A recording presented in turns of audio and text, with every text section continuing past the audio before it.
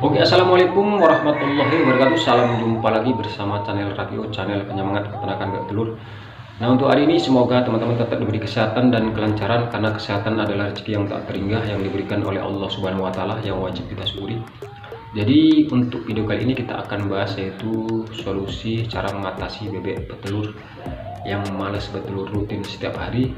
Jadi ini bisa membuat pening yaitu para peternak bebek telur jika bebek tidak bisa bertelur rutin setiap hari. Jadi langsung saja kita simak videonya.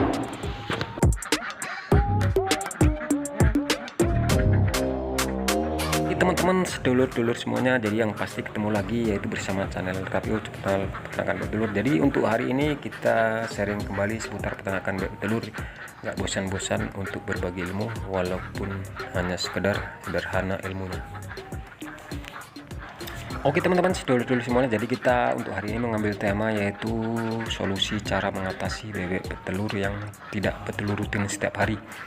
Jadi ini bisa menyebabkan peningnya para peternak bebek telur karena tergendalanya bebek kadang bertelur kadang tidak. Jadi ini sangat berdampak negatif lah. Yang jelas nanti untuk pakan nggak bisa tertutupi. Yang jelas kalau udah biaya pakan nggak tertutupi, yang jelas kita akan mengalami kerugian dalam budidaya peternakan bebek telur.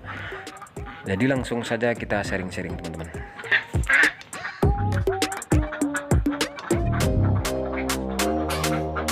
Oke teman, jadi solusinya di saat bebek tidak bisa bertelur rutin, yang perlu teman-teman perhatikan yaitu masalah kandang peternakan bebek telur teman-teman. Yang pasti, udahkah steril kandang bebek telur teman-teman? Udahkah kandang bebek telur tidak bocor di saat musim hujan? Udahkah kandang teman-teman bebek telur teman-teman mengalami kekeringan kering untuk lantai kandangnya? Itu harus teman-teman perhatikan. Jika kandangnya selalu lembab, selalu bau amonianya tinggi, itu bisa menyebabkan bebek telur stres. Yang jelas kalau udah bebek telur stres teman-teman, yang jelas bebek itu tidak akan bisa rutin untuk produksi teman-teman ya. Yang pasti untuk masalah kandang teman-teman perhatikan betul-betul, usahakan lantai kandang selalu kering, jangan sampai lembab, itu menyebabkan kandang bau. Jadi yang pasti bebek akan stres, tidak akan mengalami yaitu produksi yang rutin. Oke teman, jadi kita bisa teman-teman lihat yaitu tiap hari kita akan panen telur. Jika ini teman-teman lakukan, nanti teman-teman juga bisa panen telur dengan produksi yang maksimal. Jadi untuk selanjutnya teman-teman harus memperhatikan yaitu untuk bibit bebek telur teman-teman itu sendiri. Jadi yang pasti pastikan teman-teman beternak bebek telur bebek yang masih produktif.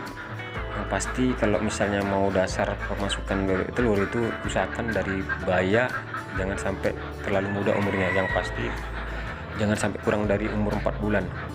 Lebih bagus umur 5 bulan bebek yang udah siap telur. Jadi pasca nanti masuk kandang, kisaran dia jelang semingguan nanti bebek itu udah produksi.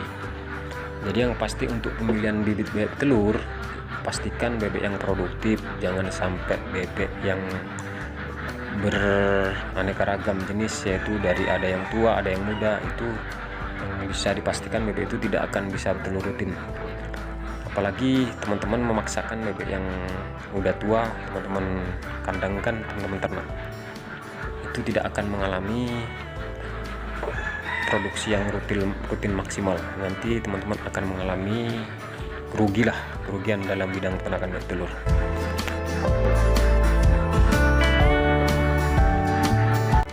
Oke teman, jadi selanjutnya itu untuk masalah pakan ya teman-teman, yaitu yang menentukan bebek itu bisa produksi rutin di setiap hari.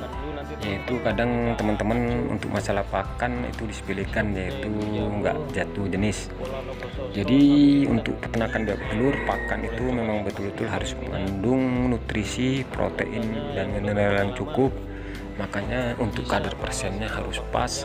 Beda kita dengan beternak bebek telur pedaging. Kalau peternakan bebek telur pedaging, yang pasti kita untuk meraih gemuk, kalau bebek itu gemuk yang pasti untuk harganya akan tinggi.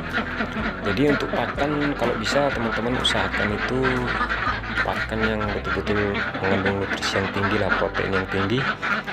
Kebetulan saya saat ini tetap menggunakan pakan jadi atau pakan pabrik kan, karena memang betul-betul saat ini di daerah saya kan untuk bahan pakan racikan itu bahan bakunya susah. Jadi saya tetap mengandalkan pakan pabrik yang betul-betul udah terjamin lah untuk kualitasnya. Jadi ini sangat mempengaruhi. Inti dari semua itu yaitu pakan betul-betul yang mengandung nutrisi protein yang cukup. Karena untuk pembentukan telur, untuk protein kuning telurnya itu yaitu dari pakan, teman-teman ya. Walaupun bebek telur ini walaupun tanpa jantan, kalau memang pakannya udah cukup, yang pasti misalnya dia 90-100 ekor itu bisa maksimal 90% lebih, bahkan ya paling semuanya itu 80%.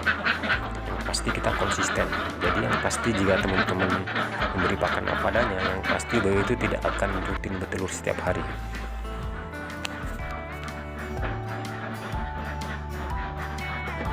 Oke teman, jadi kesimpulan dari video ini yang pasti segeralah atasi jika peternakan bebek telur teman-teman tidak mengalami produksi yang rutin. Jadi yang pasti besok bertelur, ini enggak, ini hari enggak, besok bertelur, ini hari enggak. Jadi yang pasti kita sebagai peternak akan mengalami pusing. Karena untuk pakan itu jalan terus, sementara produksi nyendat. Ini harus teman-teman tanamkan dan harus teman-teman perhatikan.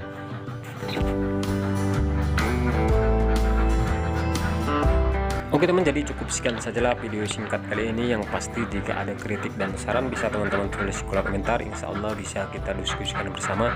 Yang pasti ini semua kita masih tahap pembelajaran, karena tanpa ada sharing yaitu dalam dunia peternakan bebek telur kita nggak boleh berdikari sendiri. Oke, dan saya sudahi, wabillahi taufiq walhidayah. Assalamualaikum warahmatullahi wabarakatuh. Salam sehat dan salam sukses buat teman-teman.